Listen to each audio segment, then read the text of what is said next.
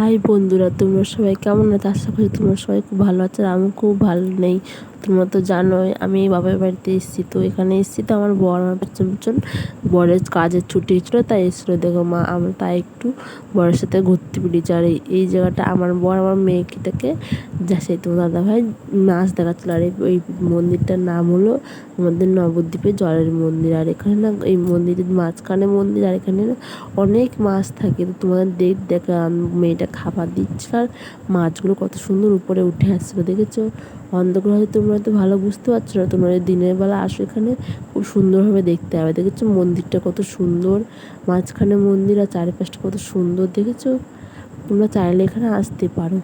তো তারপরে আমরা চলে গেলাম ওদিকে, সেই হরিণ আছে, শিয়াল আছে, তাই আমরা দেখতে গেছিলাম। আর এই গাছগুলো কত সুন্দর করে মন্দিরটা মেনটেন করে রাখা। ওই দেখো ওইখানে আছে হরিণ, আর ওখানে একটা রাজহাঁস আছে। আমার মেয়েকে তাই আমি দেখাতে নিয়েছিলাম।